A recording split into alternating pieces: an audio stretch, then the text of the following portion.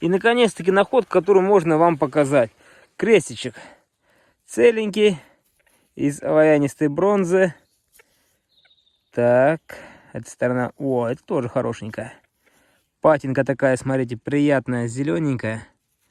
С ушком целенький, хороший. Ну, это такой крестик распространенный. Я такие похожие находил.